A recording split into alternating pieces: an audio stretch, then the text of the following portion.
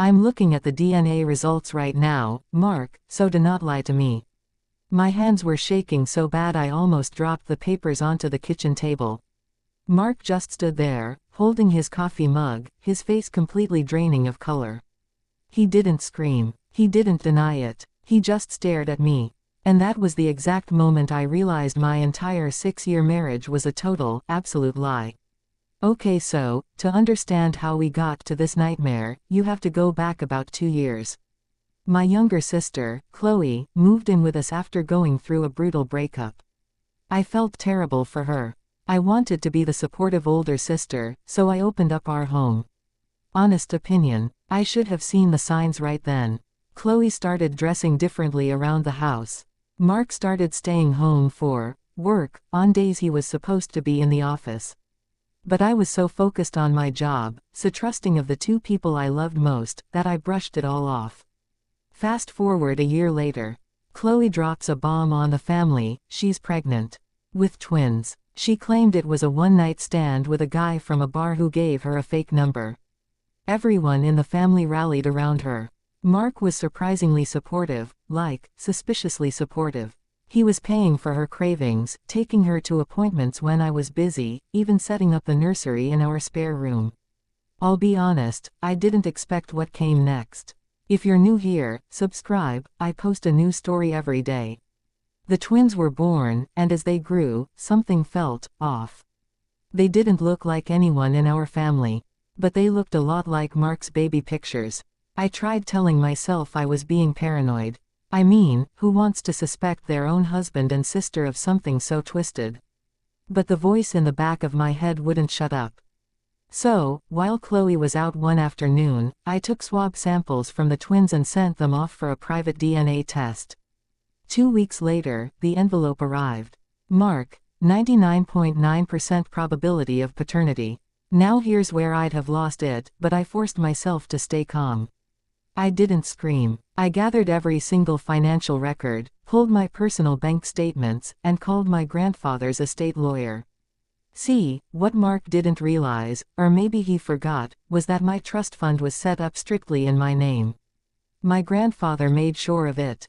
Mark had been dropping hints for months about using our trust fund to buy a bigger house for the family, including Chloe and the babies. He really thought he was about to step into a life of absolute luxury. I met with my lawyer on a Tuesday. By Thursday, I had filed for divorce, frozen all joint accounts, and started the process to evict Chloe from my property. When I confronted Mark in the kitchen that morning with the papers, he finally broke. He dropped his mug, it shattered on the tile, and he fell to his knees. He swore it was a mistake, that it only happened once, that they were just overwhelmed by stress. Wait, read that part again. A mistake. You don't have twins by accident over a span of months while living under my roof. I served him the divorce papers right there. And then came the real blow. I informed him that the trust fund he was counting on to cover his lifestyle, his lawyer fees, and his new secret family.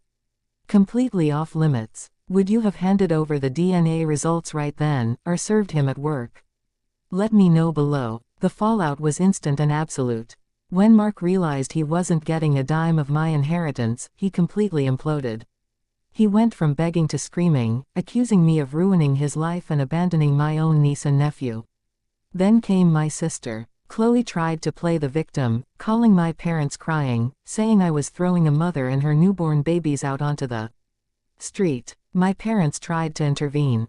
My mom actually had the nerve to ask me if I could share a portion of the trust fund for the sake of the babies. I mean, are you kidding me? I looked my mother in the eye and told her that if she felt so strongly about it, she could support Mark, Chloe, and their secret babies out of her own pocket. I cut contact with all of them. Within 3 months, reality hit Mark like a freight train. He had to rent a tiny 2-bedroom apartment. Chloe moved in with him because she had no income. Suddenly, they weren't living a fantasy romance, they were 2 broke people stuck with newborn twins, massive legal fees, and zero support. Mark tried calling me from different numbers, begging me to reconsider. He confessed that living with Chloe was a living hell, that they fought constantly, and that he realized he ruined his entire life for a massive mistake. I didn't answer. I just forwarded every voicemail to my lawyer. The divorce was finalized last month. I kept the house, kept every single cent of my trust fund, and completely scrubbed my life of their toxic drama. Mark's legal bills mounted up, and without my financial cushion, he had to take on a second job just to afford child support and rent. Chloe and Mark broke up 6 weeks ago, but they're still forced to live under the same roof because neither can afford to move out. They wanted a life together behind my back, and now they're stuck in the exact mess they created. Looking back, losing a dishonest husband and a treacherous sister was the best thing that ever happened to me. Betrayal cuts deep, but watching people destroy themselves with their own greed and lies, that's a different kind of closure. What do you think? Did I take it too far by cutting off the whole family, or did they get exactly what they deserved? Drop your verdict in the comments. Don't forget, I post a new story every day, so hit that subscribe button, and I'll see you in the next one.